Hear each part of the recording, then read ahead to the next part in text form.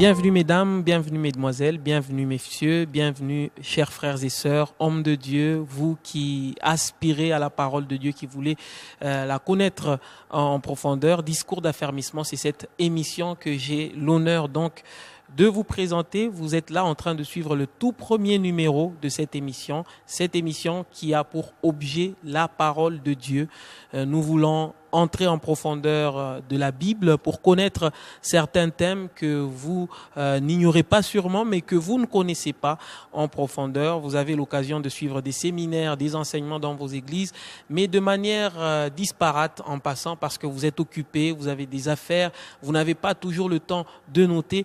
Nous avons trouvé bon de vous sélectionner des thèmes bibliques, des enseignements que vos responsables dans les églises vous donnent, et nous avons voulu les condenser pour les donner de manière systématique afin que, en suivant cette émission, vous puissiez en connaître la quintessence, en connaître l'essentiel. Et aujourd'hui, nous sommes en train de traiter déjà du premier sujet de notre émission, Discours d'affermissement, que vous aurez donc l'habitude de retrouver sur nos chaînes partenaires. Je vous rappelle que c'est une émission qui est produite par le département de la communication de l'église du plein évangile Les Nicodèmes, paroisse Beth Sheila. Et très vite, nous recevons notre premier invité. Bonsoir pasteur. Bonsoir, et bienvenue. Bonsoir frère Isaac. Voilà, c'est le pasteur Gabriel Maloba. Vous êtes donc deuxième personnalité de l'église du plein évangile Les Nicodèmes et responsable de la paroisse même qui produit ces émissions. Et nous avons l'honneur de vous retrouver avec un thème particulier, les étapes de la vie chrétienne. Oui, effectivement, nous disons merci au Seigneur qui nous donne cette opportunité parce que sans lui, qui est le maître des temps et des circonstances, lui qui a le souffle de vie, lui qui permet que toi et moi nous soyons en ces lieux, même les frères et sœurs, les amis, les téléspectateurs qui nous suivent, qu'ils soient là où ils sont, c'est grâce à Dieu. Alors j'aimerais qu'avant toute chose, nous puissions réellement dire merci au Seigneur parce que c'est lui qui a soutenu et qui permet qu'à travers ce cadre qu'il nous trace, que nous puissions encore une fois de plus partager et pouvoir être nourris dans la parole de Dieu. Voilà, je vous rappelle que notre émission sera aussi à suivre sur notre chaîne YouTube, que vous allez voir donc très prochainement, ou encore dans notre site internet que vous aurez à découvrir très prochainement. Aussi, la devise de cette émission est simple: connais la parole de Dieu en profondeur, pratique-la de tout ton cœur. Tu accomplis ainsi sa justice. Donc, nous considérons qu'il est juste devant Dieu et devant nous les hommes que nous puissions pratiquer la parole de Dieu, pas que nous nous attendons à recevoir quelque chose de Dieu, mais parce qu'il nous a créés pour le servir et pour craindre sa parole. Alors, je ne veux pas m'atteler dans des discours. Nous allons déjà aborder le sujet de notre première émission, le premier numéro de cette émission, et nous parlons des étapes de la vie chrétienne. Pasteur, pourquoi les étapes de la vie chrétienne? Merci beaucoup Isaac. Les étapes de la vie chrétienne, parce que c'est une leçon ou alors un enseignement très important que nous devons connaître et que nous devons saisir. Pourquoi les étapes de la vie chrétienne? Parce que la vie chrétienne, à l'instar de la vie que nous avons quand nous naissons, a certaines étapes. Et quand nous passons par ces étapes, cela nous permet d'atteindre une certaine carrure, une certaine envergure, une certaine stature spirituelle qui nous permet au fait d'être ce que le Seigneur voudrait que nous soyons. Alors, pourquoi les étapes de la vie chrétienne aujourd'hui? C'est parce qu'en réalité, le Seigneur l'a voulu ainsi. Et il a voulu que nous soyons formés. Et pendant que nous étions en train de méditer la parole de Dieu, le Seigneur nous a fait voir que nous ne menons pas la vie chrétienne en désordre. Il ne nous fait pas aller en désordre, non. Notre processus, notre vie chrétienne, notre croissance, notre maturité, notre stabilité est sujette à certaines étapes par lesquelles le Seigneur nous fait passer afin que nous puissions grandir et que nous puissions être les personnes capables de représenter le Seigneur. Vous savez, Jésus-Christ, il est venu, il a vécu sur la terre, il a accompli une mission et avant de partir, il a dit « Voici, je vous envoie, vous serez mes témoins ».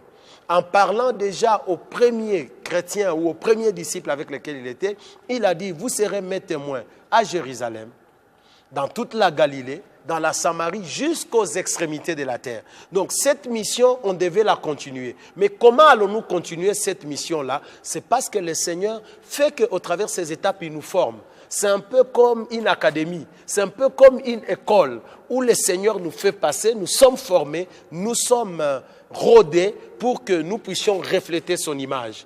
Partout où nous passons, dans ce que nous faisons ce que le Seigneur Jésus-Christ lui-même devait faire. Et je commence déjà en disant que si tu ne passes pas normalement par ces étapes, ou alors à l'une des étapes, tu n'as pas été formé suffisamment, tu vas présenter certaines lacunes, malheureusement qui vont décevoir ton identité chrétienne. C'est ainsi qu'aujourd'hui, nous avons certains chrétiens. Quand vous les regardez, vous posez la question, mais est-ce qu'il est chrétien? Est-ce qu'il est converti? Il peut avoir l'onction, il peut prêcher, il peut prophétiser, il peut faire ceci. Mais tu te poses la question, tu dis, mais c'est comme s'il y a quelque chose qui lui manque.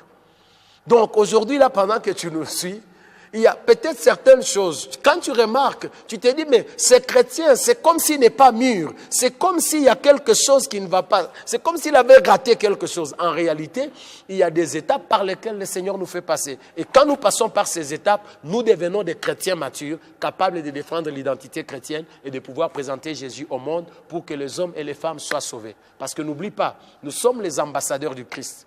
En d'autres termes, en nous voyant, nous devons évoquer l'image de Christ. Dieu lui-même, en créant l'homme, il dit, faisons l'homme à notre image. Créons-le à notre ressemblance. Alors, en le créant à l'image de Dieu, à la ressemblance du Seigneur, il y a des choses que le Seigneur a placées dans l'homme. Il y a des choses, quand tu le vois faire, tu te dis, ça, c'est comme si c'était Dieu lui-même. C'est pour ça qu'Antioche, quand ils ont vu les premiers disciples, ils ont dit, ça, ce sont des chrétiens. Ils avaient certaines attitudes, ils avaient certains comportements, ils avaient une manière de vivre, de parler, d'agir qui évoquait Christ. Alors on a dit, ce sont des chrétiens. Et de la même manière aujourd'hui, comment allons-nous dire que Isaac est chrétien? Comment allons-nous dire que je suis chrétien? C'est quand je suis passé par ces étapes et que le Seigneur m'a formé. C'est pourquoi c'est très important que ceux qui nous suivent à dater d'aujourd'hui et dans la suite, qu'ils puissent suivre toutes les étapes parce qu'avec l'aide de Dieu, nous parlerons étape par étape pour pouvoir creuser, comprendre qu'est-ce que le Seigneur fait à chaque étape. Voilà, l'introduction déjà relève notre curiosité. Vous vous attendez à cette question. Moi et les téléspectateurs qui vous suivent, nous voulons très vite savoir quelles sont ces étapes de la vie chrétienne et combien sont-elles? Merci beaucoup. Les étapes, je préfère que nous puissions lire la Bible. Sur base de la parole de Dieu, nous allons ensemble évoluer progressivement pour arriver à déceler quelles sont ces étapes. Et avec l'aide de Dieu et l'inspiration de l'Esprit Saint, nous avons compris en lisant dans 2 Rois chapitre 2 à partir du 1er verset jusqu'au 15e, quand tu lis là-dedans, tu comprendras toutes les étapes. Donc c'est au fait les textes de base, même dans les numéros qui vont suivre, nous reviendrons chaque fois sur ces textes pour que nous puissions comprendre quelles sont ces étapes, qu'est-ce qu'il y a, et ensuite, progressivement, nous allons commencer à ajouter certaines dimensions. Et je suis sûr qu'il y a certaines personnes qui vont dire, mais finalement, ah, c'est comme ça. Ah, donc c'est comme ceci. Parce que parfois, quand tu lis, tu passes là. Tu ne comprends pas. Tu dis, mais au fait, c'est cela. Mais j'aimerais qu'on puisse lire et ensuite que nous allons comprendre et développer les thèmes qui nous concernent. Voilà, nous allons donc lire notre texte de base. Pour vous qui n'avez pas vos Bibles avec vous sur place, nous sommes dans le livre de 2 Rois, 2e chapitre. Nous commençons à partir du 1er verset. À partir du 1er verset. Lorsque l'Éternel fit monter Élie au ciel dans un tourbillon, Élie partait de Gilgal. Lorsque l'Éternel fit monter Élie dans un tourbillon, le point de départ, c'était Gilgal. Élie dit à Élisée, « Reste ici, je te prie, car l'Éternel m'envoie jusqu'à Béthel. » Élie dit à Élisée, « Reste ici, car l'Éternel m'envoie où? À Béthel. » Donc, il était à Gilgal. Retiens déjà que c'est la première étape. Ensuite, l'Éternel lui dit, « Va à Béthel. » La deuxième étape, et j'aimerais déjà insister, et nous insisterons encore plus sur cela, que ce processus est guidé par Dieu lui-même. Ce n'est pas Élie qui décide d'aller, mais c'est l'Éternel qui lui dit, quitte Gilgal, maintenant va à Béthel. Et Béthel, c'est la deuxième étape de la vie chrétienne. Et au verset 2, nous poursuivons. Élisée répondit, l'Éternel est vivant et ton âme est vivante. Oui. Je ne te quitterai point. Je ne te quitterai point. Et ils descendirent à Béthel. Oui. Les fils des prophètes qui étaient à Béthel sortirent vers Élisée et lui dirent, sais-tu que l'Éternel enlève aujourd'hui ton maître au-dessus de ta tête? Et il répondit, je le sais aussi, taisez-vous. Je le sais aussi, taisez-vous. Verset 4, Élie lui dit, Élisée, reste ici, je te prie, car l'Éternel m'envoie à Jéricho. Il répondit, l'Éternel est vivant et ton âme est vivante, je ne te quitterai point. Et ils arrivèrent à Jéricho. Quand ils sont à Bethel, il dit, reste ici, l'Éternel m'envoie à Jéricho. Jéricho, c'est la 3e étape. C'est l'Éternel qui guide, qui dicte quand est-ce qu'ils doivent quitter. Combien de temps ils ont fait, la Bible ne nous dit pas. Mais seulement, dès qu'ils ont terminé l'étape de Bethel, il dit maintenant, va à Jéricho. Et l'Éternel dit à Élie. Élie, c'était le maître d'Élisée. Ici, n'oublie pas que nous sommes dans une préparation de transfert. Le Seigneur dit à Élie, va prendre Élisée, le fils de Shaphat, qui sera au moins comme prophète à ta place. Donc ici, Élie est en train de réfléchir. Il dit, je suis en train de partir. Un peu comme le Seigneur est parti. Maintenant, celui qui va rester, comment va-t-il se comporter? Va-t-il continuer la mission? Comment va-t-il l'accomplir? Et il s'agit ici d'une préparation de succession. Dans cette préparation de succession, Élie avec le Seigneur sont en train de préparer Élisée à remplacer Élie. Ils vont où? À Jéricho. Tu vas voir ce qui va se passer à Jéricho. Verset 5. Les fils des prophètes qui étaient à Jéricho s'approchèrent d'Élisée et lui dirent, sais-tu que l'Éternel enlève aujourd'hui ton maître au-dessus de ta tête? Il y a toujours les fils des prophètes à Bethel, il y en avait à Jéricho, ils sont là. Et il répondit, je le sais aussi, taisez-vous. Taisez-vous. Élie lui dit, reste ici, je te prie, car l'Éternel m'envoie au Jourdain. Il répondit, l'Éternel est vivant et ton âme est vivante, je ne te quitterai point. Et ils poursuivirent tous deux leur chemin. Et là, il lui dit maintenant, reste ici. J'aimerais insister sur quelque chose. En réalité, Élie ne voulait pas laisser Élisée. C'est au fait une pédagogie. Il voulait tester son endurance. Il voulait tester sa disponibilité. Il voulait tester sa persévérance. C'est très important. Il y a des fois des gens, quand on leur dit, ne fais pas ceci, directement, d'ailleurs c'est lui-même qui a dit, je laisse, non. Quand tu es disponible et que tu es endurant, tu vas dire, non, je vais faire. Je me rappelle d'un frère, nous étions avec lui quelque part, j'ai senti qu'il était fatigué. Je lui dis, frère, écoute, si tu veux, tu peux rester ici. Moi, je continue. Non, non, pasteur, nous allons avec toi. Nous allons arriver jusque-là. Et j'ai compris qu'en réalité, il était disponible. Et c'est la même chose avec Élisée. En réalité, quand vous lisez, vous avez l'impression que Élie voulait laisser Élisée. Non, tout son cœur était là. Parce que, tu sais, c'est bien d'avoir les succès. Mais avoir un succès sans successeur, c'est une forme d'échec. Élie était préoccupé. Il se disait, mais qui va rester? Quel type d'homme je vais laisser? Va-t-il continuer normalement? C'est ainsi qu'il lui dit à Jéricho, l'Éternel m'envoie au Jourdain. Lui dit, l'Éternel est vivant, ton âme est vivante. En quelque sorte, quel que soit ce qui va arriver, j'irai avec toi. Un homme déterminé. Et un chrétien, c'est un homme de caractère. C'est une femme de caractère qui est déterminée à continuer la marche, quels que soient les obstacles. Vous savez, des fois, tu peux être pasteur dans l'église et tout et tout. Dès qu'il y a un petit problème, tu vois un frère. Non, d'ailleurs, c'est le pasteur. Tu vois, on m'a chassé, on a fait. Non, il faut être comme Élisée. Le pasteur te dit, pars. Tu dis, non, pasteur, je ne partirai pas. Je suis en train de servir mon Dieu. Je sais que l'Éternel m'a placé en ces lieux. Je ne veux plus te voir. Non, pasteur, pardon, laissez-moi servir mon Dieu. C'est ce que Élisée est en train de faire. Il dit, je partirai. Et ils sont partis. Qu'est-ce qu'ils ont fait aujourd'hui? Nous sommes au verset 7. 50 hommes d'entre les fils des prophètes arrivèrent et s'arrêtèrent à distance vis-à-vis, et eux deux s'arrêtèrent au bord du Jourdain. Oui. Alors Élie prit son manteau, le roula, et en frappa les eaux qui se partagèrent çà et là, et ils passèrent tous deux à sec. Oui. Lorsqu'ils eurent passé, Élie dit à Élisée, « Demande ce que tu veux que je fasse pour toi avant que je sois enlevé d'avec toi. Élisée répondit, « Qu'il y ait sur moi, je te prie, une double portion de ton esprit. » Élie dit, tu demandes une chose difficile, mais si tu me vois pendant que je serai enlevé d'avec toi, cela t'arrivera ainsi, sinon cela n'arrivera pas. Cela n'arrivera pas. J'aimerais même qu'on s'arrête par là. Alors, quand ils arrivent au Jourdain, Jourdain c'est la 4e étape. Je pense que tu te rappelles. Gilgal, Bethel, Jéricho, Jourdain. Quand ils arrivent au Jourdain, ils ne s'arrêtent pas là. Ici, c'est un peu voilé, c'est un peu caché. Ils traversent le Jourdain. Alors on va se dire, mais où est la 5e étape? Non, la 5e étape est au-delà du Jourdain. Au-delà du Jourdain, il y a le désert. Quand tu comprends très bien, quand nous lirons dans la suite, par exemple dans Matthieu chapitre 3, à partir du 1er verset, nous verrons qu'au-delà du Jourdain, il y avait le désert. Et c'est dans ces déserts-là qui est la 5e étape que Élisée devait passer pour une formation.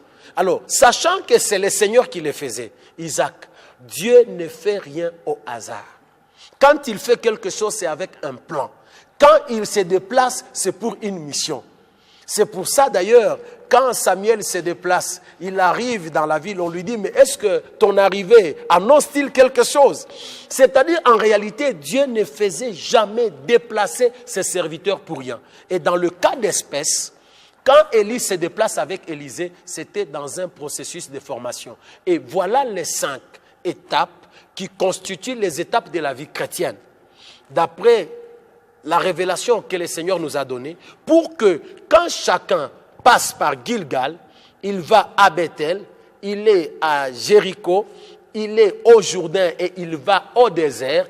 Par ces 5 étapes, il est en train d'être formé pour devenir un chrétien capable de récupérer la mission du Seigneur et de pouvoir la continuer. Parce que regarde, qu'est-ce qui se passe? Quand ils sont à Gilgal, Élie ne pose pas de questions à Élisée. Ils arrivent à Bethel, à Jéricho, au Jourdain même. Il y avait les fils des prophètes. Je touche un petit point là-dessus. Les fils des prophètes, ils avaient la révélation. Ils disent, sais-tu que ton maître sera enlevé? Oui, Élisée dit, je le sais, mais taisez-vous. Quand je suis dans le processus avec le Seigneur, je dois apprendre à écouter le Seigneur. Des fois, la distraction d'écouter plusieurs personnes, tu écoutes à gauche, tu écoutes à droite, tel te donne telle révélation et tout, ça peut t'embrouiller. Mais quand tu es concentré, reste concentré sur l'essentiel de telle manière que tu ne puisses pas t'éparpiller. Là n'est pas notre problème. Élisée, c'était quelqu'un qui ne savait pas prêter. Il dit, taisez-vous, je sais. J'ai la même révélation, mais moi je poursuis quelque chose. Ceux de Jéricho sont restés à Jéricho. Ceux de Bethel sont restés au niveau de Bethel. Ceux au niveau du Jourdain sont restés là, mais eux, ils ont traversé à 2. C'est seulement quand ils traversent, pendant qu'ils étaient en train de marcher, pendant qu'ils allaient dans cette étape du désert, que Élie pose la question à Élisée. Dis-moi, qu'est-ce que tu veux que je fasse pour toi? Et Élisée, un homme formé, un homme spirituel, il ne demande pas toutes ces choses. Il dit, je veux seulement la double portion. En tant que fils aîné, Élie n'avait pas que Élisée comme disciple. Il avait plusieurs disciples. Ceux-là qu'on appelle les fils des prophètes, c'est en réalité des disciples qui étaient au pied d'Élie et qui étaient enseignés. Mais parmi tous ces disciples, il y en avait un qui avait la prééminence, qui avait ce que je peux appeler le droit d'aînesse. C'était Élisée. C'est pourquoi il dit, je veux la double portion. Certaines personnes se disent non, il voulait 2 fois l'esprit qui était sur Élie. Non, c'est au fait le droit qui revenait à l'aîné, c'est le droit d'aînesse. C'est pour ça qu'il demande ça. Il dit, je voudrais la double portion. En d'autres termes, je me reconnais comme ton successeur que Dieu a appelé. Je voudrais que l'esprit qui est sur toi là revienne sur moi et que je reste continuer la mission. C'est moi l'héritier, le tout premier. Et quand il demande cela, Élie lui dit une chose. Il dit, ce que tu demandes est difficile. Mais regarde ce qu'il lui dit. C'est quelque chose qui nous fait comprendre tout le reste. Pourquoi Élisée était persévérant. Il dit, si tu me vois pendant que je serai enlevé, c'est alors que cela arrivera. En d'autres termes, si tu passes par toutes ces étapes et que nous allons, comme nous sommes de l'autre côté, en ce moment-là, tu peux le voir. S'il était resté à Gilgal, il ne verrait pas l'enlèvement d'Élie. À Bethel, il ne verrait pas. À Jéricho, il ne verrait pas. De l'autre côté du Jourdain, il ne verrait pas parce que tu verras que les fils des prophètes ont commencé à dire à Élisée après, non, on va aller chercher les cadavres d'Élie, peut-être que l'esprit l'a transporté, il l'a jeté quelque part. Élisée dit, non, moi je l'ai vu monter, il est parti. Et c'était une des conditions pour que la puissance qui était sur Élie descende sur Élisée.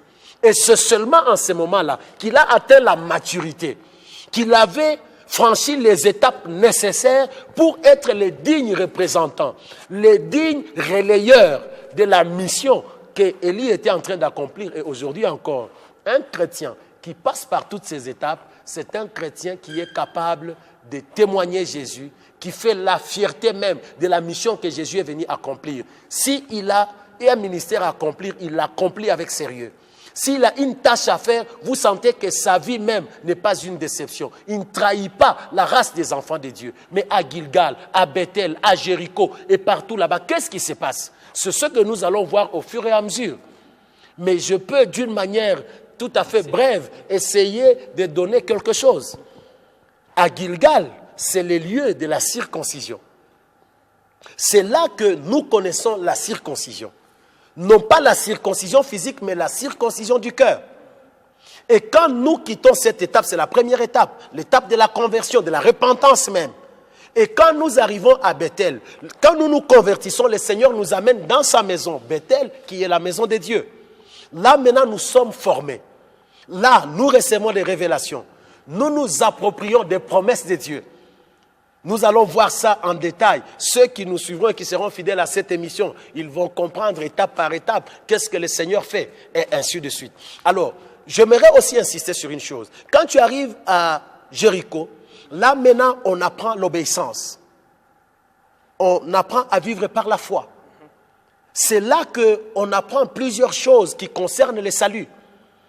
N'oublie pas que c'est à Jéricho que les murailles sont tombées. Pas avec les armes. Josué, un général d'armée, le Seigneur lui donne une stratégie jamais connue auparavant dans les stratégies militaires. Mais c'est avec ça qu'il remporte la victoire. Quand nous arrivons au Jourdain, Jourdain qui signifie qui descend, qui est au fait le symbole de la mort. C'est l'endroit où le Seigneur nous amène dans ce que je peux appeler le brisement. Le Seigneur nous amène à un brisement parce que c'est très important pour que nous puissions avancer. Sinon, tu risques de faire un petit miracle, tu commences à crier partout, tu appelles des caméras, tu fais des choses, tu pries pour quelqu'un qui a mal à la tête, tu commences à crier partout. Moi, j'ai guéri les malades et tout ça, ainsi de suite. Mais le Seigneur nous fait passer par ces étapes. Et le désert, c'est l'endroit où le Seigneur nous amène à l'endurance. L'endroit de formation pour la bataille, pour la persévérance, où le Seigneur nous amène à ne compter que sur lui. Alors, quand tu passes par ces étapes, nous entrerons suffisamment en détail pour que les chrétiens que nous sommes, nous puissions comprendre que le Seigneur, chaque fois qu'à une étape nous n'avons pas compris, il nous retourne à cet endroit-là. J'aimerais bien insister, parce que quelqu'un peut se dire, si je suis passé par Gilgal, ça signifie que c'est terminé. Non, c'est pourquoi tu verras par exemple que la circoncision, Abraham a été circoncis à quel âge? Ismaël a été circoncis à quel âge? Isaac a été circoncis à quel âge? L'autre à 8 jours, l'autre à 13 ans, l'autre à 99 ans. Ça signifie que ça n'a pas d'âge. Tu peux avoir fait 20 ans dans l'église. Tu peux être, je ne sais pas moi, pasteur, bishop, archibishop, révérend. Si le Seigneur trouve qu'à telle étape, il y a encore des choses que tu dois apprendre, il te retourne à cette étape-là. C'est pourquoi Élisée, malgré son parcours, vous verrez qu'il est revenu à Gilgal, il est revenu à Bethel, il est revenu à Jéricho, il est revenu au Jourdain et même au désert aussi. Donc, ça signifie que ces étapes sont cycliques. Vous pouvez passer et vous y revenez encore. C'est pourquoi c'est très important que nous puissions comprendre pourquoi le Seigneur voudrait que nous passions par ces étapes et quelles sont les choses que nous devons apprendre au travers de ces étapes-là. Voilà, pasteur, vous nous avez expliqué un détail quand même très important par rapport à ces étapes. Vous nous avez montré comment ces étapes étaient cycliques. Est-ce que vous pouvez nous démontrer cela dans la Bible? Ok, merci beaucoup. Si nous avons dit que ces étapes sont cycliques, c'est pour que ceux qui nous suivent ne puissent pas croire que quand il est passé par Gilgal, ça signifie que c'est tout. Non. Comme nous avons dit que c'est un lieu de repentance, ça signifie que la repentance nous accompagne. Et comme nous avons dit aussi que Bethel, c'est la maison de Dieu où nous recevons la révélation. Nous n'allons pas dire que j'ai reçu la révélation une seule fois et puis c'est tout. D'ailleurs, la révélation est progressive. J'aimerais très rapidement que nous puissions lire quelques versets dans la Bible, dans 2 Rois. Tu verras que 2 Rois chapitre 4. Nous sommes dans 2 Rois chapitre 4. Oui, à partir du 38e verset. À partir du 38e verset, nous lisons donc la parole de Dieu au nom de Jésus. Oui. Élisée revint à Gilgal. Élisée revint à Gilgal. et il y avait une famine dans le pays. Oui. Comme les fils des prophètes étaient assis devant lui, il dit à son serviteur, mets le grand pot et fais cuire un potage pour les fils des prophètes. On dit Élisée revint à Gilgal. Quand on dit revint, ça vient du verbe revenir. En d'autres termes, il était déjà là avant et il est venu pour une deuxième fois. Donc, à Gilgal, Élisée a vécu certaines choses. Il y a des choses que le Seigneur a faites qui sont très importantes. Et j'ai pris vraiment à ceux qui sont en train de nous suivre, les frères, les sœurs, les téléspectateurs, les serviteurs et servantes de Dieu, de pouvoir vraiment prendre le programme de cette émission et de pouvoir suivre. Parce que quand Élisée revint à Gilgal, ça signifie en d'autres termes qu'il est passé là une première fois et il est revenu pour une deuxième fois et le Seigneur avait des choses qu'il devait accomplir avec lui. Mais dans 2 Rois chapitre 2, 2 Rois chapitre 2, oui. Le verset 23. Verset 23, nous lisons la parole de Dieu. Oui. Il monta de là à Bethel. Oui. Et il cheminait à la montée. Des petits garçons sortirent de la ville et se moquèrent de lui. Il monta d'où? C'est quand il est passé pour la première fois, il est allé avec Élie. Ils ont traversé ensemble le Jourdain. Ils sont allés de l'autre côté, les déserts, c'est dont j'étais en train de parler. Et ensuite, au retour, il va maintenant à Bethel. C'est là qu'il y a ces petits enfants qui ont commencé à crier sur lui. Monte chauve, et tout, et tout. Et nous verrons exactement ce que ça pourra faire après. Donc, il revient une deuxième fois à Bethel. Bethel qui est la maison de Dieu. On peut encore lire une fois de plus dans 2 Rois 2. Bon, le verset 17. Nous sommes toujours dans 2 Rois, chapitre 2, nous lisons le verset 17. Mais ils le présentèrent longtemps. Plutôt, ils le pressèrent longtemps oui. Et il dit, envoyez-les. Okay. Ils envoyèrent les 50 hommes qui cherchaient Élie pendant 3 jours et ne le trouvèrent point. Oui. Lorsqu'ils furent de retour auprès d'Élisée, qui était à Jéricho, il leur dit... Ils reviennent où? À Jéricho. Ils trouvent Élisée où? À Jéricho. Or, Élisée était déjà passé par Jéricho quand ils étaient avec Élie. Cette fois-ci, on le retrouve encore où? À Jéricho. Donc, ce sont des étapes qui sont cycliques. Et le dernier point, pour que nous puissions encore expliquer, nous sommes dans 2 Rois chapitre 6. 2 Rois chapitre 6, oui, nous y sommes. À partir du premier verset. Nous lisons à partir du premier verset au nom de Jésus-Christ. Les fils des prophètes dirent à Élisée, voici le lieu où nous sommes assis devant toi est trop étroit pour nous. Oui. Allons jusqu'au Jourdain. Nous prendrons là chacun une poutre et nous y ferons un lieu d'habitation. Oui. Continue. Je poursuis. Élisée répondit, allez. Et l'un d'eux dit, consens à venir avec tes serviteurs. Il répondit, j'irai. Il dit, j'irai. Et ils sont partis ensemble. Tu verras arriver au Jourdain. Pendant qu'ils coupaient de poutres, le fer tombe dans l'eau.